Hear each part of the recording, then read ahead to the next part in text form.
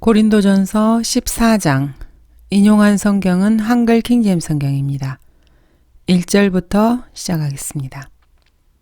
사랑을 추구하라. 영적인 은사들을 열망하되 특별히 예언을 할 수 있도록 하라. 13장에서는 다른 사람에게 베풀어 주고자 하는 자비로운 사랑인 체러티에 대해서 최우선적인 것으로 강조하고 명령하고 계십니다. 12장에서는 성령의 은사들 가운데서 최상의 은사를 열망하라고 명령하고 계십니다. 오히려 너희는 최상의 은사들을 열망하라. 이제 내가 너희에게 더 좋은 길을 보여주리라. 여기 14장 1절에서는 사랑을 추구하라. 영적인 은사들을 열망하되 특별히 예언할 수 있도록 하라고 명령하십니다. 이 세 장을 한 줄로 연결해서 한번 생각해 보시기 바랍니다. 제일 먼저 추구해야 될 것은 사랑입니다. 그런 다음에 영적인 은사들을 열망하되 이 은사들 중에서도 최상의 것을 열망하고 추구하시기 바랍니다. 최상의 은사는 예언을 할 수 있는 능력입니다. 자비로운 사랑을 추구하고 난 다음에 영적인 은사들 가운데 최상의 것을 얻기 원할 때 그것을 얻을 수 있습니다. 먼저 남에게 주고자 하는 자비로운 사랑을 베푸시기 바랍니다. 그리고 성령의 은사 중에 최상의 것을 열망하십시오. 여러분에게 사랑이 있다면 여러분이 열망하는 영적인 은사들이 자연적으로 주어질 것입니다. 성령의 은사 중에서 최상의 것은 선지자처럼 예언할 수 있는 능력입니다. 성령의 은사 가운데 최상의 것은 사도가 되는 것이 아닙니다. 그러나 사도 시대는 이미 끝났습니다. 이 시대에는 사도가 더 이상 있을 수 없습니다. 이 시대에 그리스도인에게 주어지는 최상의 영적 은사는 선지자가 되는 것입니다. 그래서 여기 1절에서는 특별히 예언할 수 있도록 열망하라고 명령하십니다. 특별이라고 말씀하십니다. 선지자가 되어서 예언을 할 수 있다는 것이 무슨 말입니까? 그것은 곧 말씀에 근거해서 앞으로 있을 일들을 예언할 수 있는 능력을 말합니다. 이 시대의 가장 훌륭한 설교는 언제나 미래의 일에 관한 말씀을 전파하는 설교입니다. 미래에 대해서 말할 수 없는 사람은 단 한 사람의 혼도 구원할 수 없습니다. 미래에 대해 아무것도 말할 수 없다면 심지어 율법의 결과에 대해서도 입을 열 수가 없습니다. 예수의 증거는 예언의 영이라고 성경은 말씀하십니다. 여러분이 구원받지 못한 사람들에게 그리스도를 구주로 영접하면 하늘나라에 갈 수 있다고 말할 때 아주 훌륭하게 예언을 하고 있는 것입니다. 예언이 담겨있지 않은 복음 전파라는 것은 있을 수 없습니다. 성경적 예언이라는 것은 점쟁이가 점을 치듯이 장래일을 말하는 것이 아닙니다. 구원받은 사람과 구원받지 못한 사람의 장래일에 대해서, 영생에 대해서, 앞으로 있게 될 여러 가지 사실들에 대해서 성경이 무엇이라고 말씀하고 있는지를 사람들에게 전달하는 것입니다. 2절입니다.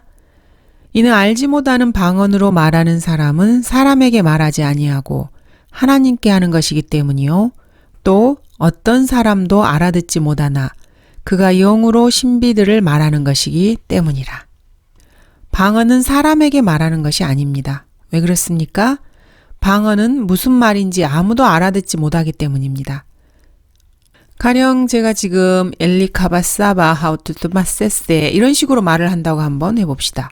무슨 말인지 알아들으시겠어요? 못 알아들어도 상관없습니다. 저는 지금 여러분에게 말하고 있는 것이 아닙니다. 하나님께 말하고 있으니까요. 아무도 알아듣지 못하는 방언이기 때문에 사람에게 하는 것이 아니라 하나님께 말하는 것입니다. 만약 내가 영으로 말한다면 말입니다. 아무도 알아듣지 못하지만 영으로 말한다면 사람의 영은 그것을 알아듣습니다. 한글 킹제임스 성경에서는 알지 못하는 방언이라는 것은 누가 말을 해도 전혀 그 누구도 알아들을 수 없는 말을 말합니다. 그러나 하나님께는 어떤 방언이라도 영으로 말하면 다 알아들으십니다. 이는 그가 영으로 신비들을 말하기 때문에 사람들은 못 알아들어도 하나님께는 알아들으십니다. 방언을 말하는 사람이 무엇으로 말한다고 했습니까? 영으로 말한다고 했습니다. 누구의 영입니까? 그 사람 자신의 영입니다. 성령으로 말하는 것이 아니라 자기 자신의 영으로 말하는 것입니다. 즉, 방언을 말한다는 것은 성령의 능력으로 말하는 것이 아니라는 말입니다. 은사주의자들은 고린도전서 14장 2절 이 하나를 제대로 이해하지 못합니다. 2절 그 어디를 봐도 성령이라는 말은 단 한마디도 없습니다. 단 한 단어도 없습니다. 고린도전서 2장 11절을 다시 보겠습니다. 사람의 일을 그 사람 안에 있는 사람의 영이 아니면 누가 알리요? 이와 같이 하나님의 일도 하나님의 영이 아니면 아무도 모르느니라. 아무도 알 수 없는 어떤 사람의 일이라 해도 그 사람 자신의 영은 알고 있습니다. 마찬가지로 성령이 아니면 하나님의 일을 알 수 없습니다. 그 누구도 그 어떤 사람도 아무도 알지 못합니다. 은사주의자들은 아무 뜻도 없고 알아들을 수도 없는 방언을 하면서 다른 사람은 물론 자기 자신의 영조차도 그게 무슨 말인지 모르지만 하나님만은 알아듣는다고 말합니다. 그러나 성경은 그렇게 말씀하지 않으십니다. 성경은 분명히 사람의 일을 그 사람 안에 있는 사람의 영이 아니면 누가 알리요? 이렇게 말씀하십니다. 즉 하나님뿐만 아니라 사람의 영도 그 사람의 일을 안다는 것입니다. 사람의 일을 사람의 영이 아는 것처럼 하나님의 일도 하나님의 영을 통해서 알 수 있습니다. 이 말을 다시 생각해 보면은 자기 자신의 영도 알아들을 수 없는 방언을 말한다는 것은 그것이 엉터리라는 뜻입니다. 배우지 않았기 때문에 알아들을 수 없는 말이라 해도 만약 사람의 영이 알아듣는다면은 그것은 하나님께 하고 있는 말이 됩니다. 그러나 사람의 영도 알아듣지 못한다면은 그것은 엉터리 속임수입니다. 따라서 하나님께 하는 말도 아니고 하나님께서 이런 엉터리 무의미한 방언에 귀를 기울이실 이유도 없습니다. 은사주의자들은 성경 하나도 제대로 읽고 이해하지 못합니다. 그리스도의 교회의 캠벨주의자들 역시 마찬가지입니다. 그들은 1절에서 영으로 말한다는 것은 곧 성령으로 말하는 뜻이라고 억지를 부립니다. 그러나 그 어디에도 성령이라는 말은 없습니다. 그들은 모두 많은 시간을 들여서 다시 말에 대해서 공부를 해야 합니다. 2장 21절과 14장 2절을 연관지어서 생각해야 합니다. 아무도 알아들을 수 없지만 사람의 영만은 알아들을 수 있는 그런 방언을 누군가가 한번 한다고 가정해 봅시다. 그는 사람들이 알아들으라고 말을 하고 있는 것이 아니라 하나님께 말하는 것입니다. 그러나 여기서 주의해야 될 것은 아무도 알아듣지 못한다 해도 사람의 영은 알아듣고 하나님께 말하고 있다는 것입니다. 아무도 알아듣지 못한다 해도 사람의 영은 알아듣고 그러므로 하나님께 말하고 있는 것이라고 거기에 가치를 둔다고 그렇게 생각해서는 안 됩니다. 왜냐하면 성경은 이와 다르게 말씀하고 있기 때문입니다. 14절을 보겠습니다. 만일 내가 알지 못하는 방언으로 기도하면 내 영은 기도하는 것이지만 나의 지각은 열매를 맺지 못하리라. 이 구절을 풀이해서 보면은 내가 만일 남이 알아듣지 못하는 방언으로 기도한다 해도 내 영은 그 기도의 의미를 알고 있다는 것입니다. 그러나 아무리 내 영이 안다고 해도 그 결실로 얻는 것은 아무것도 없습니다. 그러므로 그런 기도는 무용합니다. 아무 쓸데가 없습니다. 그런 뜻입니다. 16절을 보겠습니다. 그렇지 않고 만일 내가 영으로 축복하면 내가 말하는 것을 깨닫지 못한 채 자리에 앉아있는 그 사람은 내가 무슨 말을 하는지 이해하지 못하는데 어떻게 너의 감사에 아멘 할 수 있으리요? 이해가 되십니까? 자기 자신에게도 아무런 소득이 없을 뿐만 아니라 다른 사람에게도 아무런 유익이 없습니다. 17절을 보겠습니다. 너는 감사를 잘했으나 다른 사람은 세움을 잊지 못한 것이라. 이해가 되십니까? 자, 여러분은 여러분의 영만이 알아듣고 이해할 수 있는 언어로 말하고 기도를 합니다. 그런데 다른 사람은 그것을 알아듣고 이해할 수 없습니다. 그러므로 그 사람에게는 아무런 영향을 끼칠 수도 없고 유익도 줄 수 없습니다. 하물며 자기 자신의 영도 알아듣지 못하고 이해할 수 없는 엉터리 방언으로 짓거리고 기도한다면은 어떻게 다른 사람뿐만 아니라 자기 자신에게 유익이 되겠습니까? 다른 사람은 물론 자기 자신에게도 아무런 유익이 없습니다. 왜 그렇습니까? 엉터리 속임수이기 때문입니다. 방언이 설사 엉터리가 아니라고 해도 자신은 물론 다른 사람들에게 아무런 열매를 맺지 못한다고 성경은 말씀하십니다. 여러분이 다른 외국어를 배우지 않았는데 어떤 기적적인 일이 일어나서 그 외국어로 말하고 기도하게 되었다면은 그렇게 가정을 한다면은 여러분은 그것을 이해하지 못하지만은 여러분의 영은 알고 있고 하나님께서 알아들으십니다. 자, 그러나 그렇다고 해서 여러분에게 무슨 유익이 되겠습니까? 그렇게 하려면 기왕 자기 자신도 잘 알고 다른 사람도 알아들을 수 있는, 그래서 자신과 다른 사람들에게 도움을 주고 또 열매를 맺을 수 있는 그런 방법이 있다면은 구태여 외국어로 말하고 기도할 이유가 무엇이겠습니까? 여러분이 배웠고 충분히 이해할 수 있는 외국어로 말하고 기도할 수밖에 없는 그런 불가피한 상황이라면은 그렇다면은 별 상관이 없습니다. 여러분이 중국인에게 예수 그리스도를 증거한다면은 당연히 중국어로 복음을 전하고 기도해야 합니다. 그러나 여러분이 하는 그 외국어를 알아듣지 못하는 회중이 있는 자리에서 외국어로 말할 수밖에 없는 경우라면은 반드시 통역을 세워야 합니다. 통역이 없다면은 어떻게 해야 합니까? 간단합니다. 입 다물고 조용히 있어야 합니다. 13절과 27절에서 바울은 이렇게 충고하고 있습니다. 그러므로 알지 못하는 방언으로 말하는 사람은 통역할 수 있도록 기도해야 하리라. 그러나 만일 통역하는 자가 없거든 교회에서는 조용히 하고 자신과 하나님께만 말하라. 은사주의자들은 회중들이 모인 집회에서 단체로 소위 방언 기도를 잘합니다. 그러면서 이러한 방언 기도의 목적이 이와 같이 성령께서도 우리의 연약함을 도우시나니 이는 우리가 마땅히 기도해야 할 것을 알지 못하나 성령께서 친히 말할 수 없는 신음으로 우리를 위하여 중보하시기 때문이라는 이 로마서 8장 26절을 그 근거 구절로 내세웁니다. 방언으로 기도하면은 그게 무슨 말인지 자신도 모르고 다른 사람도 모르지만은 성령께서 그 뜻을 헤아려서 우리를 대신해서 기도를 하나님께 전달해 준다는 그런 엉터리 풀이입니다. 그리고 또 14절에서 내 영을 엉뚱하게 성령으로 바꿔치게 합니다. 이 말씀이 전혀 그런 뜻이 아닌데도 조금만 주의해서 잘 읽어보면 이해할 수 있는데도 그런 식입니다.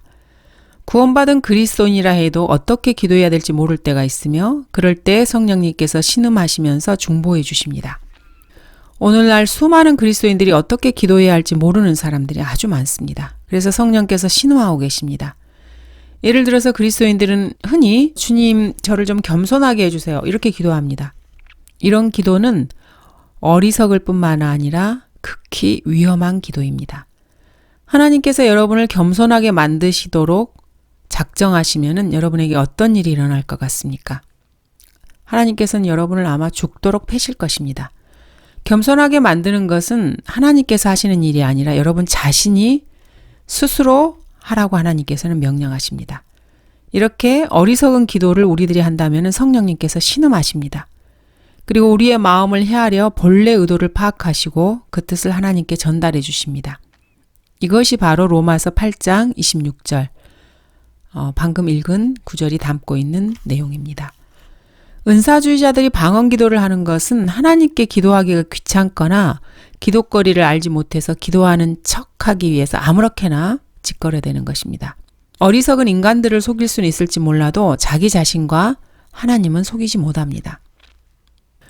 내가 외국어를 배운 적도 없고 외국어를 한마디도 할 줄 모르는데 그 언어로 기도할 수 있는 기적이 일어날 수도 있습니다. 이것이 바로 사도행전 2장에서 사도들에게 일어난 기적이었습니다. 그 기적은 이스라엘을 위한 표적이었습니다. 그러한 표적이 지금도 나타나서 내가 배우지도 못한 외국어를 말한다면은 나 자신도 무슨 말을 하고 있는지 이해하지 못할 것입니다. 그러나 내 영은 그것을 이해하고 있습니다. 물론 하나님께서도 알아들으십니다. 이것이 곧 성경에서 말하는 방언입니다. 이러한 방언은 다른 사람들은 물론 나의 지각도 이해하지 못합니다. 단지 내 영이 이해할 뿐입니다. 이것은 이스라엘을 위한 표적이었기 때문에 이 시대에 나타날 수도 없는 일입니다. 설사 나타난다 해도 영적으로는 하나님께 감사를 표했으니 자기 자신을 세울 수는 있겠으나 다른 사람을 세우거나 권면하거나 위로해 주지는 못합니다. 몇 년 전에 러크만 목사님 교회에서는 교회에 해온 한 사람과 함께 목사님께서 걷고 계셨습니다. 어느 집 담장 너머 뒷마당에서 어떤 부인이 손에 종이 쪽지 한 장을 들고 들여다보면서 이상한 소리를 내고 있었습니다. 하블리 가블리 이발리아 샤블리 카블랄랄라 울랄라 카카 바사라. 걷고 있던 회원이 하도 이상해서 그 부인에게 물어봤습니다. 지금 뭐 하고 계신 거예요? 그랬더니 그 부인이 방언을 연습 중이에요. 방언을 연습해요? 러크만 목사님 교회 회원이 깜짝 놀라서 외쳤습니다. 그 부인은 이렇게 말했습니다. 그래요. 은사를 연습해두지 않으면 은사를 잃어버린다니까요. 이렇게 말하는 것입니다. 세상에 표적을 연습한다는 것이 말이나 됩니까? 이런 것을 가르치는 성경 공부반이 어떻게 해서 하나님께로부터 나온 성경 공부반이겠습니까? 참으로 정신 나간 미친 사람입니다. 은사주의자들은 성령 충만해져서 몸이 뜨거워지더니 갑자기 방언이 터졌다고 곧잘 말합니다. 그러면서 한편으로는 방언을 말해보라고 윽박지르면서 강요합니다. 방언을 제잘제잘 되는 은사주의자들 쳐놓고 어떤 형태로든지 방언을 연습해보지 않은 사람은 없습니다. 게다가 그들은 새 방언을 끊임없이 해야 되기 때문에 끊임없이 새로운 방언을 개발해내야 됩니다. 그래야 자기 자신이 성령 충만한 사람인 것처럼 자랑할 수 있기 때문입니다. 고린도전서 14장이 1절에서 3절까지만 있다고 한번 가정해 봅시다. 사랑을 추구하라. 영적인 은사들을 열망하되 특별히 예언할 수 있도록 하라. 1절입니다. 그 다음 2절. 알지 못하는 방언으로 말하는 사람은 사람에게 말하지 아니하고 하나님께 함으로 아무도 알아듣지 못하니 이는 그가 영으로 신비들을 말함이니라. 그러나 예언을 하는 사람은 사람들에게 말하며 세워주고 권면하고 위로하느니라. 14장에 이 세 구절밖에 없다고 한번 가정해 봅시다. 여러분, 이 말씀만 놓고 생각해 볼 때 정말로 방언의 은사를 정말로 받고 싶습니까? 방언을 옹호하는 사람들을 보면은 대부분 1절과 3절은 내팽개치고 2절 말씀만 붙잡고 있습니다. 여러분이 방언을 말함으로써 설사 영으로 신비를 말한다 해도 다른 사람들을 세워주고 권면하고 또 사람들을 위로하라는 하나님의 말씀 가운데 하나라도 여러분이 실행하고 있다고 생각하십니까? 방언을 하는 사람이 정말로 실제 방언을 한다고 한번 가정해 봅시다.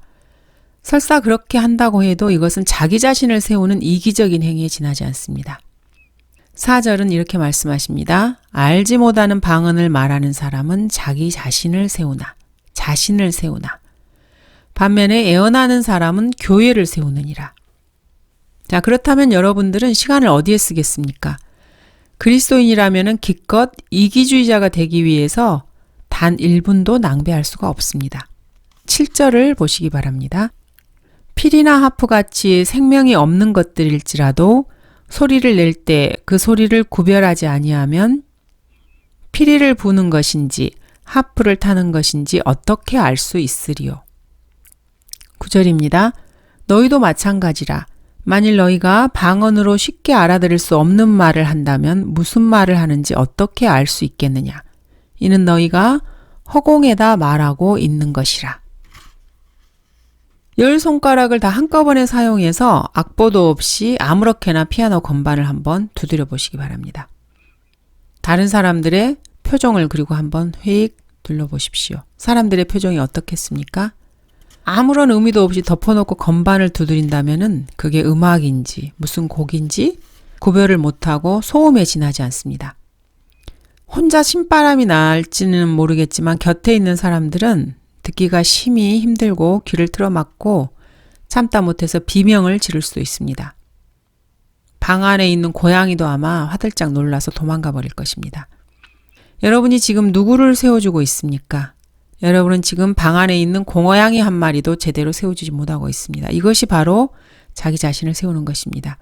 사실은 자기 자신도 세워주지 못합니다. 이렇게 아무 뜻도 없고 알아들을 수도 없는 방언을 계속해서 주절되는 것은 다른 사람은 물론 자기 자신도 알아듣지 못하기 때문에 결국은 자기 자신마저도 세워주지 못합니다. 아무런 의미 없이 감정만 분출할 뿐입니다. 허공에다 말하고 있는 사람은 예의 없이 정신 나간 사람입니다. 4절 알지 못하는 방언을 하는 사람은 자신을 세우나. 자신만을 세우는 이기적인 행동입니다. 자신에게 위로도 없고 자신에게 권면하는 마음도 없습니다. 4절에서 자신을 세우나 라고만 말하고 있습니다. 3절에서처럼 권면하고 위로하는 이라는 말은 없습니다. 다른 사람들은 알아듣지 못하는 독일어로 여러분이 30분 동안 기도한다고 할 때 그러한 기도가 여러분 자신을 세워줄 수 있을지는 모르겠습니다. 여러분 혼자만 알아들을 수 있고 하나님도 알아들을 수 있을 테니 말입니다. 그러나 여러분 자신에게 권명과 이론은 없습니다. 왜 그렇습니까? 나의 지각은 열매를 맺지 못하니라. 열매가 없는데 무슨 자신에게 위로가 되고 유익이 되겠습니까? 열매 맺지 못하는 지각은 아무 소용도 없는 지각입니다. 5절 나는 너희 모두가 방언들로 말하기를 바라지만 차라리 예언하기를 바라노라. 이는 방언들로 말하는 자가 통역을 하여 교회가 세움을 입지 못한다면 예언하는 자가 더 낫기 때문이니라. 방언은 표적입니다. 그러므로 이 시대에는 더 이상 있을 수 없는 은사입니다. 지금도 이 은사가 가능하다면 별 나쁠 것은 없겠지만 불가능한 것을 열망해봤자 아무 소용이 없습니다. 그러나 예언은 표적이 아니라 지금도 그리스도인들에게 주어지는 은사입니다. 방언보다 훨씬 좋은 은사입니다. 그래서 바울은 그들이 예언의 은사를 받기를 바란다고 말하고 있습니다. 당연합니다. 이는 방언들로 말하는 자가 통역을 하여 교회가 세움을 잊지 못한다면 방언으로 기도하고 방언으로 찬양을 한다는 교회에 한번 가보시기 바랍니다. 방언이라는 것이 흔한 외국어도 아니고 아주 시끄러운 소음에 지나지 않는다는 것을 알게 됩니다. 방언은 그렇다 치고 통역하는 것을 한 번이라도 보신 적이 있습니까? 그 사람들은 성경이 무엇이라고 명령하고 계시는지 전혀 관심이 없습니다. 신경도 쓰지 않습니다. 방언을 하는 교회에 가보면 수백 명, 수천 명 교인들이 한꺼번에 건물이 떠나갈 듯이 소리를 질러댑니다. 27절의 명령 같은 것은 들은 척도 하지 않습니다. 누가 알지 못하는 방언으로 말하려면은 2사람이나 많아도 3사람이 차례로 하고 한 사람은 통역하라. 방언을 하는 자들에게 이 구절의 명령이 전혀 들리지 않습니다. 고린도전서 14장을 마무리하고 있는 40절의 명령을 보시기 바랍니다. 모든 일을 품위 있게 하고 또 질서 있게 하라. 방언하는 교회는 품이나 질서가 전혀 없습니다. 교인들이 모두 와그락을 미쳐 돌아갑니다. 이런 자들은 전혀 영적인 자들이 아니고 예언의 영도 없는 자들입니다. 그리고 하나님께 불순종하는 자들입니다. 하나님께서 어떻게 하라고 명령하셨다면 우리 그리스도인들은 그대로 따를 뿐입니다. 구질구질한 변명은 필요 없습니다. 하나님께서 말씀하셨으면 그것으로 끝입니다. 하나님의 말씀에 불순종하는 이런 자들을 길러내고 이런 행동을 자행하는 교회는 그 어떤 교회를 막론하고 다 더러운 영을 섬기는 교회입니다. 이런 자들은 하나님의 명령에 불순종할 뿐만 아니라 하나님의 면전에서 하나님의 말씀에 침뱉는 자들입니다. 6절입니다. 그러므로 형제들아 만일 내가 너희에게 가서 방언들로만 말하고 계시로나 지식으로나 예언으로나 교리로 말하지 아니한다면 너희에게 무슨 유익을 주겠느냐. 바울은 방언을 말할 줄 알았습니다.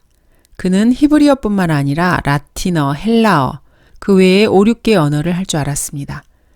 그러나 하나님께서 그에게 보여주신 계시를 한마디도 사람들에게 제대로 전해주지 않고 자신이 진리에 대해 알고 있는 바를 가르쳐주지 않으며 장래일에 대해서 예언도 하지 않고 하나님의 말씀의 진리에 언급하지 않는다면 아무리 많은 외국어를 주절된다 한들 무슨 유익이 있겠습니까? 바울은 결코 자신의 외국어 실력을 자랑하지 않았습니다. 그는 언제나 다른 사람들이 알아들을 수 있는 말로 하나님의 계시와 말씀에 대한 지식과 앞으로 있을 일들과 진리를 전하는 데 전념했습니다. 7절입니다.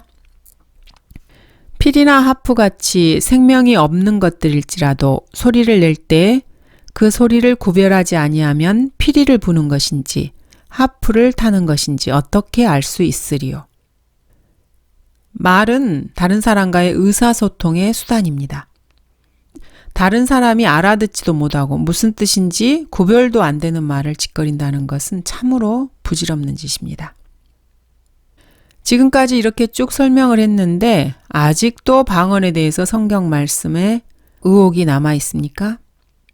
여기까지의 설명을 듣고도 방언이란 것이 얼마나 무익하고 쓸모없는지 마음속에 아직도 뭔가 방언을 붙잡고 싶은 마음이 있으십니까?